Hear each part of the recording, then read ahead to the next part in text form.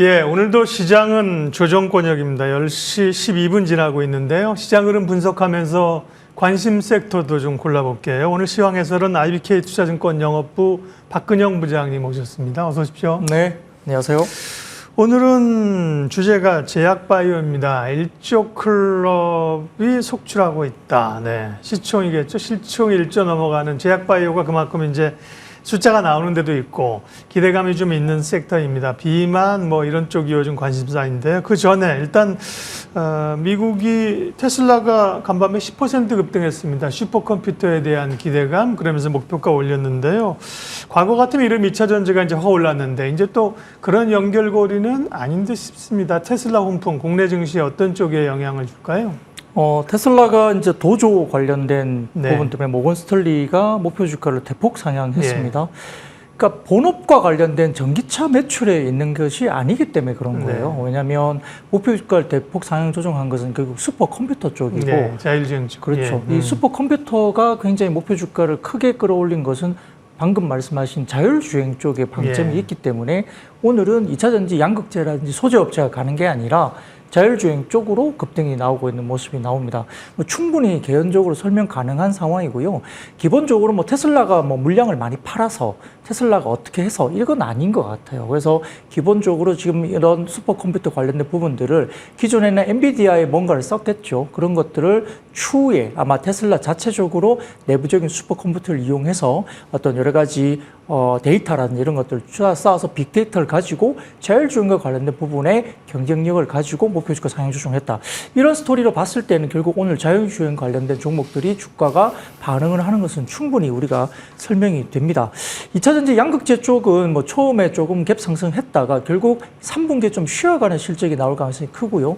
리튬 가격이 지금 아마 중국 쪽의 리튬 가격 기준을 봤을 때도 19만 위안 정도까지 급락하고 있습니다. 여기에 따라서 평균 판가가 좀 빠질 것으로 보이고 Q의 증가가 이만큼을 메이크업할 수 있는 증가가 나오지 않는다고 한다면 3분기 실적을 좀 굉장히 보수적으로 봐야 되는 상황이기 때문에 이런 부분에서는 좀 쉬어가는 국면으로 봤는데 또 주가들이 빠지다 보니까 수급적인 부분에서 손절매라든지 여러 가지 부분에서 또다시 조금 더 투매를 부르는 모습이 보이고 있고 약간의 센티적인 부분이 있을 수도 있겠지만 오늘 이제 2차 전지 쪽을 하락 쪽에 배팅하는 ETF도 좀 나왔다고 볼 수 있죠. 그래서 오늘 이런 부분들이 메인 이슈는 아닙니다만 센티적으로도 약간 하방에 대한 배팅에 대한 어떤 포지션을 구축할 수 있는 상품이 나왔다는 것도 좀 악재적으로 기본적으로 볼 수 있는데 근데 펀더멘털리 좋아진다면 결국 주가는 올라가게 돼 있습니다. 3분기가 조금 지나가면서 4분기 접어들면 어느 정도 기본적인 리튬 가격의 하방 경직성이 나오면서 물량 증가는 4분기에 각 OEM사 그러니까 글로벌 자동차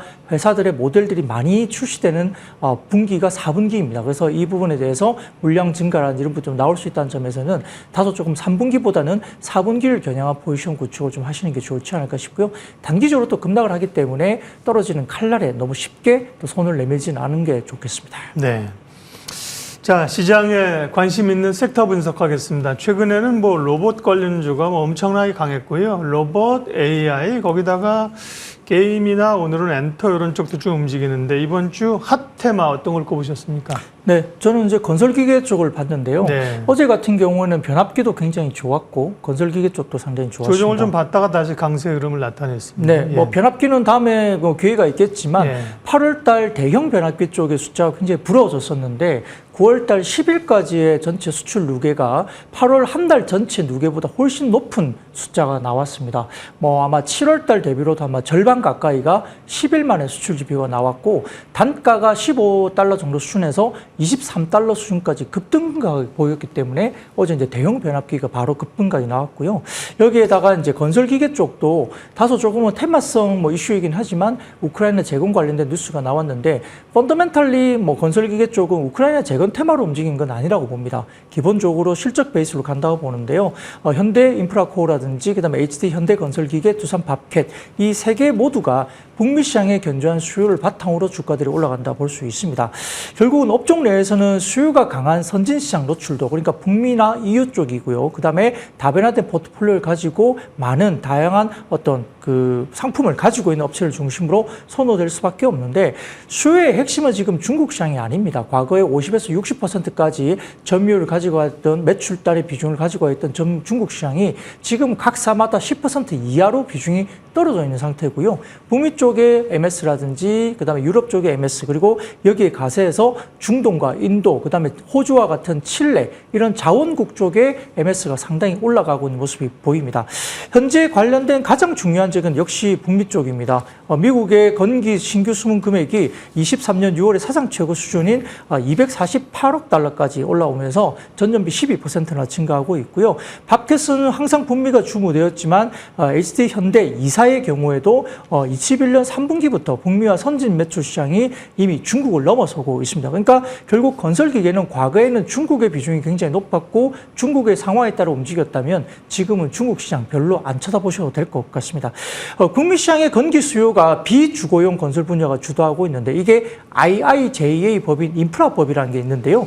여기 투자법에 따른 인프라 투자와 IRA 법안 그리고 칩스법 등으로 통해서 팩토리 붐이 수요를 견인하고 있죠. 2차 전지, 반도체 그 외에도 많은 팩토리가 상당히 붐이 일고 있습니다. 여기에 따라서 IIJA 법안이 신규 인프라 투자 예산에만 약 5,500억 달러가 편성됐기 때문에 이와 관련된 프로젝트들이 계속해서 지속적으로 증가할 수밖에 없는 국면이고요. 더군다나 자원국 수요인데 지금 전체적으로 뭐 수산화 리튬이나 그다음에 탄산 리튬, 그다음에 스포디맨 이런 관련된 호주, 칠레 이런 쪽에서 자원에 대한 수출도가 높아지면서 굴삭기 관련된 부분들에 대한 수입액도 그쪽 국가에서 급증하고 있고 특히 북미 지역 같은 경우는 최근에 한국발 굴삭기 건설기계 수입액이 엄청나게 치솟고 있고요. 그 다음으로 독일발이 올라오고 있고 일본은 좀 주춤합니다. 그래서 북미 지역 쪽의 건설기계 수입액 중에 최근에 가장 가파르게 올라간 것은 한국발 건설기계 수입액이 굉장히 가파르게 올라가 있다는 자료가 나오고 있는 상황입니다. 여기에 따라서 전방 산업의 수요가 확대되면서 국내 3사가 글로벌 마켓 쉐어를 점점 더 확대하고 있는 상황이고요. 딜러망 확대라든지 제품 라인을 확장으로 제시가 되고 있고 건설 장비 사업부에 공격적으로 캐펙스를 투자하고 있지 않은 글로벌 다른 피어 그룹들 대비 국내 3사가 굉장히 잘하고 있다는 점에서는 결국 HD 현대인프라코어, 현대건설기계, 네. 두산밥켓 등이 상당히 견조한 모습을 보여줄 가능성이 높다 볼 수 있겠습니다. 북미 쪽의 모멘텀은 이제 우리가 알고 있는 거고 인프라 투자를 하는데 그 다음에 이제 중동이나 이 정도 알고 있는데 또 아시아의 새로운 지역들도 관련해서 좀 기대감들이 올라오고 있군요. 네, 전반적으로 아까 말씀드렸던 뭐 호주, 칠레 이런 쪽에 네. 우리가 수산화 리튬, 아까 말씀드렸던 스포디민도 대부분 다 리튬 관련된 원석으로 볼 수 있는데 여기에 대한 수출 금액이 커지면서 굴삭기 수입액이 엄청나게 치솟고 있습니다. 거기에 필요한 것들이 있죠. 이런 부분들 때문에 이 굴삭기 관련된 수입을 또 어디에서 하느냐. 제가 아까 북미 쪽에 잠깐 설명을 드렸지만 최근에 건설기계 수입액 중에 한국발 건설기계 수입액이 가장 많이 올라가고 있는 모습을 보이고 있고 두 번째로는 독일발 건설기계 수입액이 북미 쪽에서 올라가고 있다. 그리고 일본도 올라오고 있긴 하지만 좀 주춤하다. 그래서 지금 아마 건설기계 쪽에 북미 쪽에 가장 수요가 좋은 시장인데 이쪽에서 지금 수입액이 가장 치솟고 있고 1위로 지금 올라가고 있는 모습들이 한국의 건설기계 쪽이 가장 많이 북미 쪽에서 수입이 되고 있다. 볼 수 있겠습니다. 네, 북미 또 중동 여기다가 이제 아시아 지역에서의 기대감들도 있는 것 같습니다. 건설기계 변압기 쪽은 오늘 얘기 못했는데 기회되면 추후에 또 얘기를 해주신다고 하셨고요. 오늘 우리가 이제 주목해봐야 될 관심을 가져야 될 섹터는 아까 잠깐 말씀드린 것처럼 바이오입니까? 네, 핫하죠. 저도 지금 보면은 일론 머스크가 이렇게 뭐 비만 관련된 뭐 이렇게 약을 처방받아서 위법이 엄청 비싸다는데 몸매를 유지한다. 네. 근데 이제 우리가 뭐 그런 비만 약을 먹으면 뭐 담배도 피기 싫고 술도 먹기 싫고 네. 삶의 뭐 의욕이 떨어진다 하지만 네. 일론 머스크 보고 있으면 그렇게 삶의 의욕이 떨어진 것 같지도 않습니다. 네. 굉장히 좀 여러 가지 부분에서 활동력이 있게 왕성하게 지금 활동을 하고 있는데요. 사실 뭐 저도 만약에 혹시 기회가 되면 복부 비만 관련된 것들을 한번 시험해보고 싶은 생각이 있어요. 근데 네. 아직까지는 좀 비싸죠. 근데 보통 보면 비만 관련된 약 효과가 뭐 한 달에 한 번, 뭐 아니면 일주일에 뭐 몇 번 이렇게 하면서 이게 72주, 이렇게 좀 긴 시간 동안 좀 맞아야 되는데 보통 비만 관련된 효과가 약 25%의 체중 감량이 나온다고 합니다. 상당히 큰 폭의 체중 감량이 정말 나오고 있는 거거든요. 그래서 지금 일부에서는 비만 약이 정말 메가 히트가 될 가능성이 높고 국내에도 아마 본격적으로 들어올 가능성이 높습니다. 그래서 올해 같은 경우는 기존의 전통적인 제약 바이오에서 지금 핵심적인 키워드가 어떻게 변동이 되고 있냐면 지금 현재 가장 핫한 세 가지 섹터, 그러니까 결국은 비만, 그 다음에 당뇨, 알츠하이머 이 세 개 정도로 볼 수 있는데 위고비나 오젬픽 등과 관련된 비만약들이 여러 가지 심혈관 관련된 부분이라든지 당뇨라든지 이쪽도 상대적으로 상당히 좀 많은 개선세가 보일 수 있는 정도로 되고 있고 현재 지금 시장에서 지금 화면을 보이는 것처럼 처방수가 굉장히 급증이 시작을 하고 있습니다.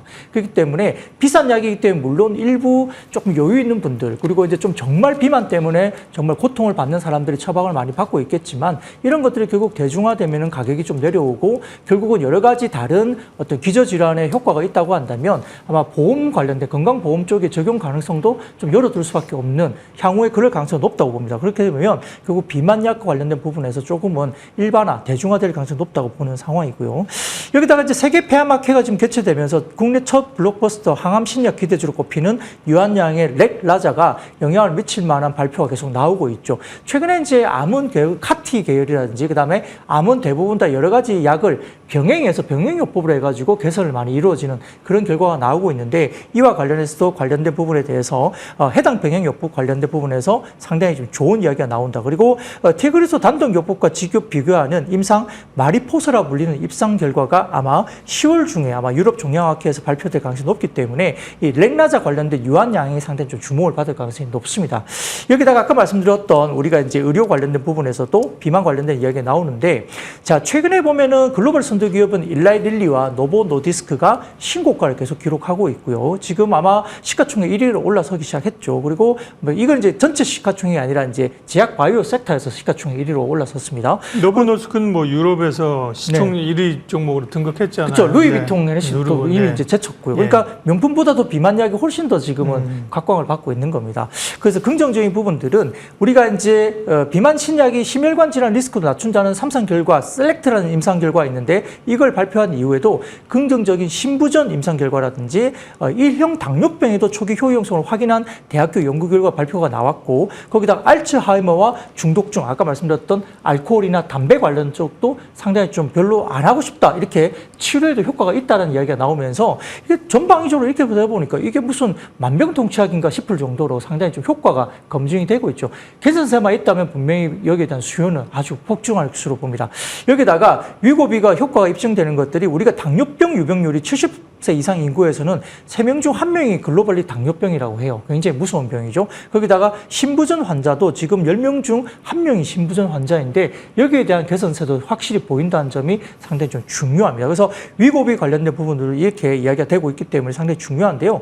어느 정도 비만약 열풍이 있는 정도라고 한다면 미국에서 비만 치료제 오젬픽이나 위고비가 돌풍을 일으키면서 덴마크 제약사인 노보 노디스크가 시가총액이 덴마크 GDP를 넘어서기 시작했습니다. 그러다 보니까 노보 노디스크 수출 호조가 너무 세다 보니까 달러가 너무 많이 이제 덴마크로 유입이 되고 이러다 보니까 덴마크 통화인 크로너의 가치가 급등하면서 덴마크 중앙은행이 기준금리 인하까지 할 수밖에 없는 상황까지 이르렀죠. 이만큼 지금 시장에서 굉장히 핫하고 굉장히 기대감이 높은 상황이죠. 그래서 아마 11월부터 11월 13일 정도까지 미국의 심장학회 연례 학술대회도 셀렉트 임상 세부 결과가 나올 것 같고요. 4분기 릴리의 비만약 신약이 미국 FDA 허가 관련된 모멘텀이 11월에 나올 가능성이 높고 노보 노디스크 관련된 부분에서도 아미크레틴 임상 1상 결과가 나오고 릴리의 새로운 약 그리고 화이자의 어떤 임상 2상 B 결과도 이후에 하반기에 나올 가능성이 높습니다. 그래서 제약 바이오 섹터의 하반기 어떤 모멘텀들이 상당히 좀 많이 촘촘하게 10월, 11월까지 계속적으로 있다는 점에서 관심을 가질 필요가 있겠고요. 하반기에도 글로벌 비만 메가 트렌드 지속이 예상되기 때문에 국내와 이와 관련된 종목으로서는 지금 한미약품 그룹이라든지 그다음에 유한양행, 그다음에 펩트론 이런 종목들이 거론이 되고 있기 때문에 관련된 부분들도 팔로우를 하시면서 좀 같이 보실 필요가 있겠습니다. 네. 제약바이오는 이제 순환매가 좀 나올 수 있는 상황인데 특별히 좀 이제 비만 쪽으로 관심이 모아지고 있는 거고 이게 당뇨병 치료제에서 비만으로 그다음에 GLP-1 기전 이런 게 나타나는데 조금 전에 그 표 한번 보여주시면요. 좀 작아서 아이고라 잘 안 보이긴 하는데 왜냐하면 밑에 있는 국내 업체들이 한미약품, 그다음에 유한양행, 동아SD 이런 기업들인데 유한양행은 앞서 렉라자 비소세포 폐암 얘기하셨는데 여기도 이제 비만 쪽이 이제 관련이 있는 거군요. 네, 뭐 중국적으로 네. 지금 폐암학회에서 이야기한 병용 관련된 암 관련된 병용요법에 대한 개선세와 더불어서 네. 비만 쪽도 관계가 있습니다. 예, 한미약품, 유한양행, 펩트론도 그런 쪽에 이제 관심 기업인 거고요. 맞습니다. 네. 바이오 쪽이 뭐 여러 이슈들을 좀 나타내고 있어서 다행스럽고요. 그 가운데 특별히 쪽 비만 당뇨 관련된 것들 주목해 보겠습니다. 오늘 IBK 투자증권 영업부 박근영 부장님과 시황 분석했습니다. 고맙습니다. 네, 감사합니다.